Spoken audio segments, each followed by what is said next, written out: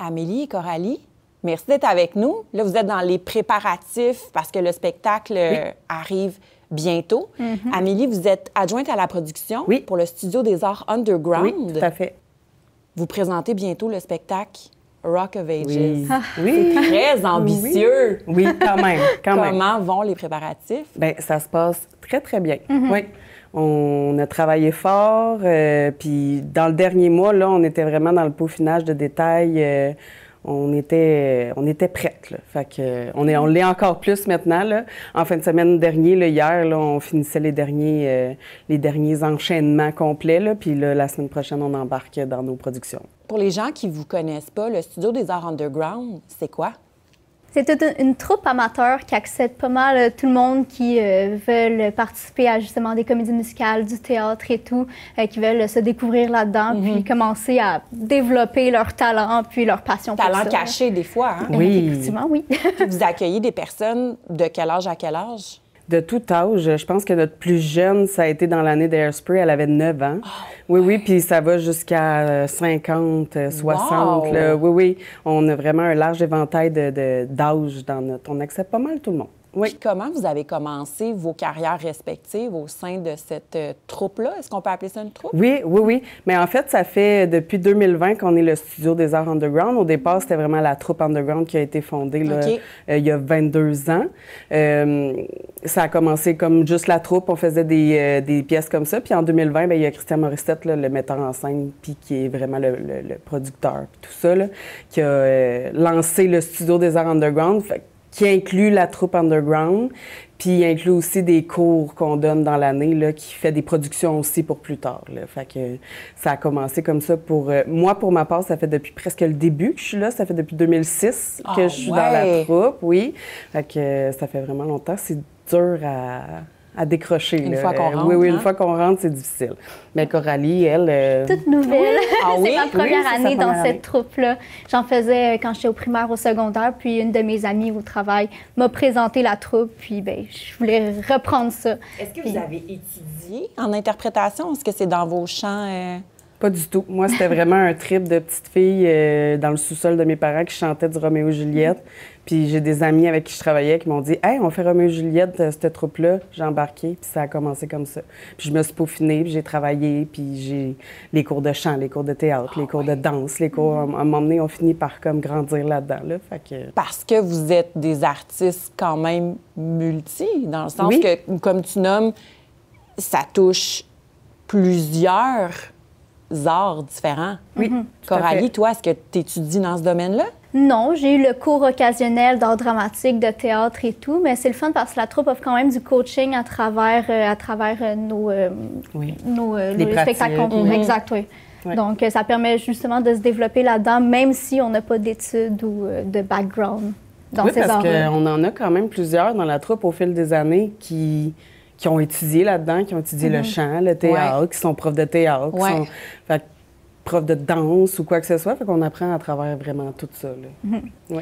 Comment vous choisissez les spectacles que vous allez faire c'est tout à chaque année? Qui choisit ça. C'est vraiment... C'est lui le grand Manitou, puis c'est lui qui décide des productions. Mais il écoute un peu le pouls là, des gens dans la troupe à ce moment-là, là, puis il va un peu avec ce que peut-être les gens désirent. Mais tu sais, lui... Puis ça dépend aussi beaucoup des droits d'auteur, dans le fond. Là.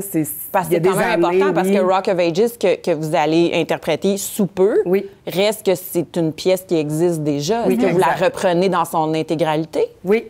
Dans le fond, c'est de la production Broadway, mais on a acheté la production québécoise.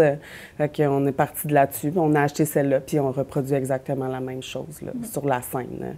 Fait que ça dépend toujours, c'est ça, des droits d'auteur et tout. Il y a des années qu'on essaye de faire des choses, mais c'est pas toujours facile. Fait qu'on on a toujours 2-3 projets là, en tête, puis on réussit à faire ce qu'on a réussi à avoir, dans le fond. Là. Comment vous parvenez à remplir vos salles? La vente de billets, tu sais, reste que quand j'interviewe des personnes comme vous qui devez vendre des billets parce que vous invitez les gens à vivre une expérience en présentiel, tu sais, on s'entend que les arts ont quand même pris un virage virtuel. Comment ça fonctionne pour vous? Beaucoup de bouche à oreille. Par exemple, ma mère est une ostéopathe, donc j'ai mis dans son bureau une affiche, puis ça l'a invité certains de ses patients à acheter des billets. Ouais. Puis c'est sûr, c'est beaucoup de notre famille, nos amis qui viennent, mais eux, ils invitent leurs amis, leur famille. Donc, puis on fait beaucoup plus de publicité avec les années. On développe de plus en plus de budget, puis tout ça. Fait qu'on fait de plus en plus de publicité. Fait qu'il y a de plus en plus de gens qui connaissent pas des gens nécessairement dans la troupe qui viennent. Ça arrive de plus en plus. Là, à chaque année, c'est vraiment le fun. Est-ce que le recrutement est difficile pour aller chercher des nouveaux membres? Plus maintenant. Oui. Puis maintenant. Et on est quand même 66 dans la troupe, qui est beaucoup. Puis membres, on est une centaine, là, membres vraiment du studio. Fait que c'est sûr qu'au début, ça a été plus difficile. Il fallait apprendre à se connaître, tout ça. Mais là, on a tellement de membres que non, c'est plus difficile de trouver des gens pour les auditions.